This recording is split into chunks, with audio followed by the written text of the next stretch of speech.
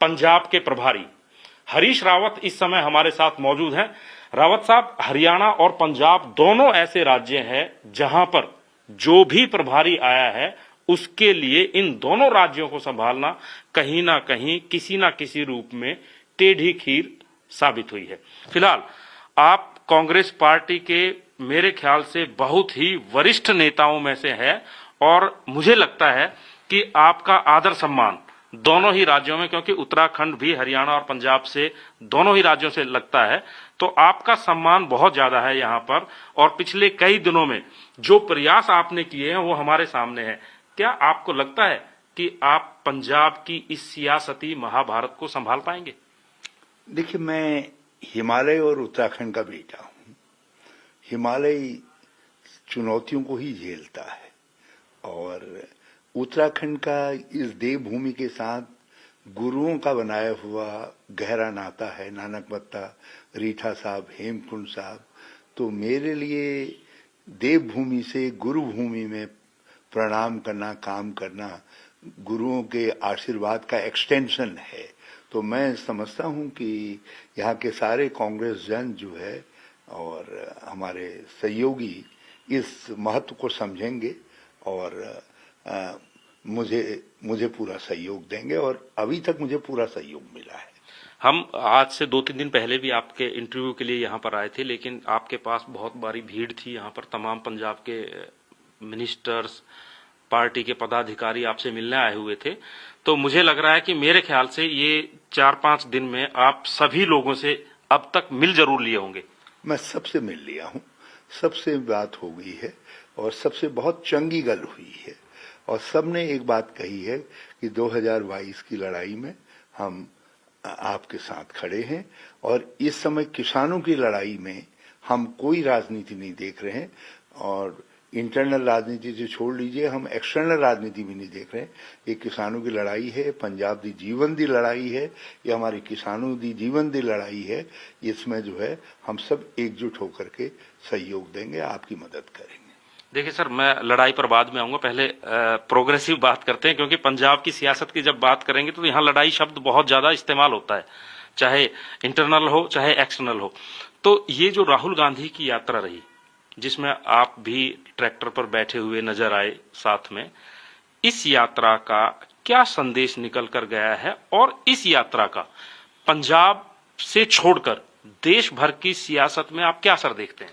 इससे देश भर की सियासत में ये संदेश गया है कि राहुल गांधी जी ने जिस तरीके से बेरोजगारों की लड़ाई लड़ रहे हैं, जिस तरीके से दलितों, महिलाओं के सम्मान की लड़ाई लड़ रहे हैं, अब राहुल गांधी जी ने इन 3 काले कानूनों के खिलाफ जो है किसानों की लड़ाई का शंखनाद कर दिया है। उसका रणसिंगा जो है बजा दिया है और वो पंजाब की धरती से बजाया है। और इस यात्रा का जो हमारा उद्देश्य था या जो हमारी जो मकसद था, वो केवल इतना था कि हम किसान भाइयों से कहें, राहुल जी किसान भाइयों से कहें कि मैं आपके संघर्ष में आपके साथ खड़ा हूं। आपके इस मौके पर जिस समय आपके ऊपर तीनों काले कानून थोप दिए गए हैं, आपके अधिकारों को जो कुछ आपने प्राप्त किया था वर्षों के संघर्ष के बाद, उसको कुचलने का षड्यंत्र हो रहा है। हम लड़ाई को लॉजिकल कंक्लूजन तक पहुंचाएंगे, अंतिम दम तक लड़ेंगे और किसानों की जीत में इसको बदलेंगे। मुझे ऐसा लग रहा है रावत साहब कि कहीं ना कहीं राहुल गांधी और कांग्रेस पार्टी को एक बात समझ में आ गई है कि सड़क पर उतरना होगा और सुर्खियों में रहना होगा, तभी राजनीति में सर्वाइवल है। क्या आप इससे इत्तेफाक रखते हैं? बिल्कुल इत्तेफाक रखता हूं। कांग्रेस आजादी की लड़ाई में भी सड़कों पर थी और आजादी की लड़ाई के बाद जब हमको एक बार वापसी करनी पड़ी बेलची से, हम सड़कों पे थे। इंदिरा जी ने हमको सड़क पर संघर्ष करना सिखाया और वही संघर्ष करना हमको संजय गांधी जी ने सिखाया। वही जो है हमने जब भी हमने राजीव गांधी जी के नेतृत्व में वही संघर्ष किया कांग्रेस की वापसी के लिए, और सोनिया जी ने भी वही संघर्ष का रास्ता सिखाया। 2004 में उसी संघर्ष के बलबूते पर 10 साल तक हम सत्ता में रहे। और मैं पूरे विश्वास के साथ आपसे कह रहा हूं कि राहुल गांधी उसी दम खम जोश के साथ इस संघर्ष में कांग्रेस की अगुवाई कर रहे हैं, और एक नई संघर्ष की पीढ़ी भी तैयार हो रही है। देखिए, कांग्रेस के हिसाब से न केवल कि कहाँ एकजुटता आई, क्या आया, ये सवाल ही नहीं है, बल्कि राहुल गांधी के इस संघर्ष के साथ हमारी संघर्ष की एक नई पीढ़ी कांग्रेस नेतृत्व की तैयार हो रही है, जो तब करके धीरे धीरे कुंदन बनेंगे। और इनमें से आप देखिएगा आने वाले दिनों में सब, कोई हरीश रावत के जगह पर दिखाई देगा, कोई अंबिका सोनी के स्थान पर दिखाई देगा, कोई किसी के स्थान पर दिखाई देगा, क्योंकि हमारी पीढ़ी जो है जो आगे बढ़ रही है। अब हमको एक नई पीढ़ी का नेतृत्व तैयार करना है, और इस संघर्ष ने हमको मौका दे दिया है। और मैं राहुल गांधी को हैट्स ऑफ, मैं उनको सैल्यूट करना चाहूंगा कि ये 2.5 दिन में मैंने देखा, 3 दिन में, कि वो किस तरीके से संघर्ष करते हैं और किस तरीके से बहुत धैर्य के साथ और एक डिटर्मिनेशन के साथ उसमें लड़ाई में खड़े रहते हैं। कल जब हरियाणा में एंट्री हो रही थी यात्रा की, वहां तक आप साथ थे पंजाब में, लेकिन हरियाणा में राहुल गांधी की ट्रैक्टर यात्रा को कुछ समय के लिए रोका गया। हालांकि उसमें कोविड प्रोटोकॉल का हवाला दिया गया था और ये कहा गया था कि राहुल गांधी को पहले बता दिया गया था कि इतने लोग और इतना काफिला आपका हरियाणा में जाएगा। लेकिन उससे पहले हरियाणा सरकार ने कहा था कि हम राहुल गांधी को घुसने ही नहीं देंगे। लेकिन कल जब कार्यकर्ता बैरिकेडिंग को पार कर रहे थे और राहुल गांधी ट्रैक्टर पर खड़े होकर वीडियो बना रहे थे, तो ऐसा लग रहा था कि उनका आत्मविश्वास, सेल्फ कॉन्फिडेंस कहीं ना कहीं बढ़ गया है। तो क्या आने वाले समय में राहुल गांधी का एक नया अवतार, जिसमें जोश, ऊर्जा, एनर्जी दिखाई दे रही है, आगे और दिखाई देगा? वो नया अवतार हमने भट्टा परसौल की जब किसानों के कंपनसेशन की लड़ाई थी उसमें भी देखा था। हमने वो आत्मविश्वास, हाथरस में एक बेटी के ऊपर बलात्कार होता है, एक परिवार के दुख में उसके आंसू पोंछने के लिए जब योगी सरकार, मोदी सरकार जाने नहीं देती है, उस समय भी देखा। और पंजाब और हरियाणा के बॉर्डर पर जब हरियाणा की पूरी सत्ता ने उनके काफिले को रोका, तो राहुल जी ने कहा 1 घंटा, 2 घंटा, 2 दिन, कितना ही रुकना पड़े मैं रुकूंगा, लेकिन मैं जाऊंगा आगे काफिले के साथ। जो है, हमने सुरक्षा के कारण और हम नहीं चाहते थे कि हरियाणा गवर्नमेंट बहुत असहज फील करे।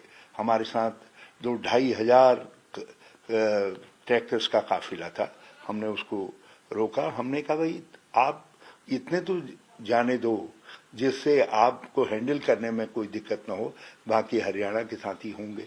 लेकिन हाँ, हरियाणा सरकार इतनी घबराई हुई थी, और मेरी समझ से इस घबराहट में केंद्र सरकार का इंस्ट्रक्शन सम्मिलित था कि किसी तरीके से राहुल गांधी जी को आगे नहीं बढ़ने देना है। रावत साहब, पंजाब की बात कर लेते हैं। पंजाब के एक वरिष्ठ कांग्रेस के नेता हैं जिनको 2-3 बार आपने पंजाब भवन में बुलाया, वो आ नहीं पाए, लेकिन आप उनसे मिलने गए, उनके शहर में ब्रेकफास्ट भी किया मेरे ख्याल से आपने, और फिर रैली में आए तो आपको पर्ची लिख के देने पड़ी कि भाई ऐसे मत बोलिए। नहीं, मैंने ऐसा न बोली नहीं कहा है, ये उनकी स्टाइल। मुझको टाइम मैनेजमेंट देखना था और टाइम मैनेजमेंट मेरा गड़बड़ा रहा था। मैंने उन्हीं को पर्ची नहीं दी, मैंने कैप्टन साहब से भी रिक्वेस्ट किया कि साहब शॉर्ट करना पड़ेगा, क्योंकि सारे ट्रैक्टर की यात्रा की शुरुआत होनी थी और किसान घंटों से ट्रैक्टर के ऊपर बैठे हुए थे। वो एक मुझे वो बात समझ में थी, इसलिए मैंने रोका था। लेकिन जिनको रोका था उनकी अपनी स्टाइल है, कहने कोई जो है जो निकल पड़ा है तो उसको कोई फ्लो में है, कोई रोक सकता है। तो उनका रिएक्शन भी जो है that was a Sidhu style reaction. But मैंने उम्र का जो मेरा तकाजा था, उस तकाजे ने मुझसे कहा कि मैं टाइम मैनेजमेंट देखूं। देखिए सर, आपने तो नाम भी ले दिया, मैंने तो ये भी नहीं कहा कौन था। जी, मैंने इसलिए ले लिया क्योंकि वो नाम छुपने वाला नहीं है। सितारे की रोशनी को कोई बादल छिपा सकता है, तो ये तो जो है वो सितारा है। मगर मैंने वो पर्चा मैंने लिख करके दिया था इसलिए उसकी कंट्रोवर्सी मेरे साथ ही होनी चाहिए, किसी और के साथ नहीं थी। नहीं सर, हम कंट्रोवर्सी की बात नहीं कर रहे हैं, क्योंकि कंट्रोवर्सी यहाँ पंजाब में बहुत पहले से है, उनकी स्टाइल को लेकर खासकर, क्योंकि वो अपने सामने किसी को कुछ समझते नहीं है, एक ऐसा लगता है, और यही संदेश पूरी कांग्रेस में नीचे है। दूसरा, अब भारतीय जनता पार्टी जहां से वो पहले आए हैं, वहां के तमाम बड़े बड़े जो कि राष्ट्रीय संगठन में नेता हैं, तरुण चुग हैं या कई हैं, उन्होंने तो दावा कर दिया कि वो हमारे साथ आ रहे हैं। शेर कभी सड़े हुए मांस को हाथ लगाता है, भाजपा उनके लिए सड़ा हुआ मांस है, और कांग्रेस के अंदर उनके पास अपार संभावना है, पूरी प्लेटफॉर्म है, और वो सिद्धू बुद्धिमान आदमी हैं, और उन्होंने इस बात को समझा है कि मैं कांग्रेस के प्लेटफॉर्म पर आज इस चुनौतीपूर्ण क्षण में यदि राहुल गांधी और प्रियंका जी के साथ खड़ा होता हूं तो आगे भविष्य है, आगे पूरा मैदान पड़ा हुआ है। और इसलिए उन्होंने एक से अधिक बार मुझसे कहा कि मैं भाई दी नाल हूं, मैं भैन दी नाल हूं, मैं सोनिया जी के साथ उनके आदेश पर हूं, मैं कुछ नहीं, जब मुझे आदेश करो, जहां आदेश करो, मैं खड़ा होने को तैयार हूं। मैंने एक बात मैं सिद्धू के विषय में, देखिए मैं भी उनको बहुत दूर दूर से ही देखा था, is a very humble person, और बहुत ही डिवोशनल व्यक्ति हैं, इमोशनल व्यक्ति हैं, और सबसे बड़ी बात यह है कि उस व्यक्ति को आप नम्रता से उनसे कुछ भी काम करवा सकते हैं, उनके लिए कोई इम्पॉसिबल नहीं है, इतना ऊर्जा लेवल उनके अंदर है, लेकिन आपको पोलाइटली एक ब्रदरहुड के साथ करना पड़ेगा। एंड थोड़ा सिद्धू दी बड़ा भरा इत्थे बैठा हुआ है। तो sir, I 100% agree with you कि सिद्धू साहब ने कहा है कि मैं सोनिया बहन और भरा राहुल दे नाल खड़ा, लेकिन उस दिन के बाद वो खड़े दिखाई नहीं दिए, 2 दिन रैली और चली। मैंने एक शब्द अभी यूज किया था, टाइम मैनेजमेंट, और उसमें मुझे जो लोग जहां फिट लगे मैंने ही बुलाया, और यदि ना आने के लिए वो दोषी नहीं है, ना आने के लिए भी हरीश रावत दोषी है, और जितने लोग और भी हैं, और लोग भी सब जगह आना चाहते थे रैली में, सब लोग साथ चलना चाहते थे, मगर कोविड प्रोटोकॉल में जरा सा भी गड़बड़ हो जाती है तो मेरा वो भी वो था, मेरे साथ चलने वालों में कैप्टन, मैं no doubt captain is captain, but I must realise कि वो इज एल्डर टू मी, तो मुझे उनका भी सेहत का देखना था और सब चीज देखनी थी, इसलिए मैंने ही टाइम मैनेजमेंट के अनुसार उनसे केवल 1 दिन के लिए कहा, और बल्कि वो लास्ट डे आने के लिए फिर तैयार थे। मैंने उन्हें कहा मैं भाई कह रहा तो मैं आता हूँ, मैंने कहा नहीं भाई, मैंने पहले आपको कहा था आना है लास्ट डे, लेकिन मेरा टाइम मैनेजमेंट गड़बड़ा गया है, हरियाणा वाले उनकी सब रैलियां आगे की फ्लॉप हो जाएंगी, तो दैट्स है। तो सर, जिस तरीके से आप बता रहे हैं, क्या सिद्धू में आपको संभावनाएं नजर आ रही हैं? क्या सिद्धू आने वाले समय में पंजाब की राजनीति में कहीं उच्चतम शिखर पर दिखाई दे सकते हैं? देखो, सिद्धू को जो प्यार, स्नेह, समर्थन लोगों ने दिया है, क्या हरीश रावत का इसमें इतना भी कंट्रीब्यूशन है? उसने अपनी मेहनत से, अपने स्वभाव से, अपने कमिटमेंट से, जो उनका पंजाब के लिए कमिटमेंट है, जो उनका कांग्रेस के लिए कमिटमेंट है, उससे हासिल किया है। और कभी कभी खिलाड़ी का अपना स्टाइल होता है, इसलिए कैप्टन को ये देखना पड़ता है, खिलाड़ी से कहना पड़ता है प्ले योर ओन गेम, आप अपना खेल खेलो। कई बार ये भी कहना पड़ता है कि आप टीम से बाहर बैठ के रेस्ट कर लीजिए। अब वो भी कहना पड़ता है, जिसमें वो कहना पड़ता है, तो खिलाड़ी का धर्म है कि वो उसको माने। जिस समय जो कैप्टन है, यदि आप भविष्य में कैप्टन बनना चाहते हैं तो आपको जो है खिलाड़ी भी बनना पड़ता है, और खिलाड़ी को कैप्टन का आदेश मानना पड़ता है। तो क्या फिलहाल ये आदेश है, क्योंकि आपने अभी ज्वाइन किया है पंजाब प्रभारी का पद, इससे पहले जो है और नेता थे, कि अब जो उनको हाशिए पर लगाया हुआ है, ना वो संगठन में है ना वो सत्ता में है, तो क्या ये भी किसी रणनीति का हिस्सा है? हाशिए पर कोई सिद्धू जी को लगा सकता है? जो सिद्धू जी को कोई हाशिए पे लगा सकता है, तो उसे इस पंजाब दे नाल एक व्यक्ति दिखा दो जो इस गल पर यकीन करेगा, इस बात पर यकीन करेगा। लेकिन राहुल गांधी की रैली से पहले 1.5 साल तक नवजोत सिंह सिद्धू कहीं नजर नहीं आए, इसलिए मैं कह रहा हूं कि मैंने कहा ना, वो आध्यात्म को समर्पित व्यक्तित्व है। मैं उनका घर अपने आप में एक मंदिर की तरीके से है। उनका अध्ययन, वो उम्र में मुझसे छोटे हैं, लेकिन अध्ययन और उसमें जो है वो मुझसे, मुझे लगा कि I needs to learn many things from him. Sir, जब आपने इतना कहा है तो क्या आने वाले समय में सत्ता या संगठन, दो चीजें होती हैं, सरकार या पार्टी, इनमें क्या नवजोत सिंह सिद्धू को कोई रोल मिल सकता है? क्या वो एक, जिस तरीके से आपने उनकी व्याख्या की कि स्टार है, सितारा है, तो उनकी रोशनी कहाँ दिखाई देगी? यकीनन आगे आपको चंगी न्यूज़ें सुनने को मिलेंगी। सिद्धू जी दे नाल बहुत चंगा बात सुनने को मिलेगा। वो हमारा फर्ज है, लेकिन I will take some time, I will consult everybody, ताकि सब चीजें जो है डिग्निफाइड तरीके से रिजॉल्व हो। 2-3 लोग और हैं जो शायद आपके साथ पार्लियामेंट में भी नजर आए होंगे, पार्टी के प्रधान रहे हैं, दुल्लो बाजवा, प्रताप सिंह बाजवा, शमशेर सिंह दुल्लो, ये पंजाब के प्रेसिडेंट भी रहे हैं, संसद में भी रहे हैं। इनकी नाराजगी क्या आपने अभी तक सुनी? देखिए, मेरा सौभाग्य है कि पंजाब में मेरे पास बहुत सारे सितारे और हमारी शक्ति है ये सब लोग। कांग्रेस ने इसीलिए इतना कुछ दिया है, अब हरीश रावत को इतना कुछ दिया है, तो मुझसे शक्ति मिलनी चाहिए उत्तराखंड में कांग्रेस को। कैसे कांग्रेस मुझसे शक्ति लेती है, कांग्रेस को निर्णय करना है। तो हमारे ये नेतागणों में भी एक बात महान है कि सारी चीजों के होते हुए भी इन लोगों ने कहा कि हम पार्टी के लिए स्ट्रेंथ हैं। आप, बल्कि इनमें से किसी ने भी मुझसे नहीं कहा कि हमको यहाँ करोगे, बल्कि कई लोग तो, मनीष तिवारी जी और दूसरे लोग तो बोले, यार हमको कहाँ बुला रहे हो। जब मैं बुलाने के लिए उनसे मैंने कहा बुलाओ उनको, तो पहले उन्होंने कह दिया नहीं नहीं काहे बुला रहे हो, हम बैठे काफी है। लेकिन फिर मैंने लास्ट में रिक्वेस्ट करके कहा नहीं, आप थैंक्स करिए। हाँ, तो तब उन्होंने मेरा कहना माना। मतलब किसी को ये नहीं था कि हमको ईगो के साथ कोई नहीं आया, जो आया एक भावना के साथ आया कि हमको ये रैली सफल बनानी है।